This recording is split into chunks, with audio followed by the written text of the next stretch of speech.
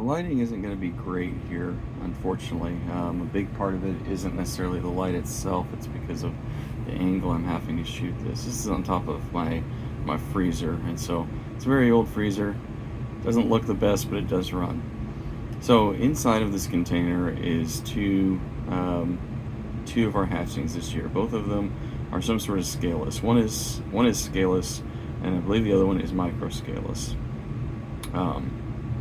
And both of them started off with bad sheds right off the bat. And so there's been a lot of discussion about soaking and bathing again here recently, and I wanted to kind of like bring light to that a little bit. And so I want to show how much water is actually in this container. And you're not going to be able to see it real well there. It looks like one of them's already getting some skin off though. But there's very little water in this container. As you can see, it's only about halfway up their body, and you can even see the one that's passing by there. You can see the stuck skin. And so whenever you soak, this is my opinion, other people are going to disagree, soaking is not for bath time. Okay, soaking is whenever you really just need to get the shed off. Now, I was on vacation whenever these guys went to shed, and they were fairly dry whenever I got back, and that's why I'm going straight to soaking. Normally, I'm going to go ahead and pop the top, but they may try and run. So normally, what I would do is I would use a wet paper towel and run it over their body.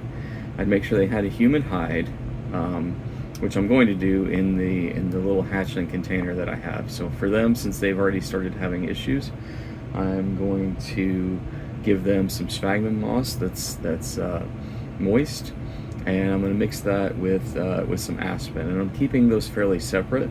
But honestly, the sphagnum moss is going to have enough moisture sucked into it. It's not going to really affect the aspen that much. You can see they're very curious little babies. Look at that.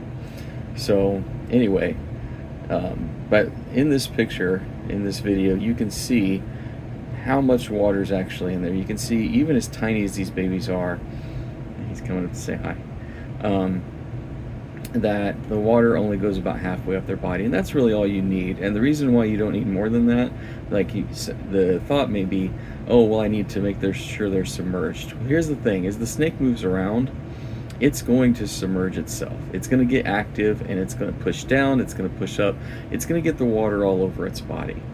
And so I'm going to stop this one from its little escape it's trying to do right now. But whenever I get done with this, what I'm going to do is, you see that shed that's stuck right there?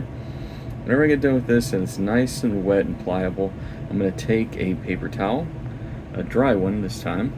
I might even get it a little wet. I don't know. I haven't decided on that yet. But what I'm going to do is I'm going to take that paper towel, and I am going to run it across its body, and I'm going to pull that skin right off. So there you go. Say hi, baby.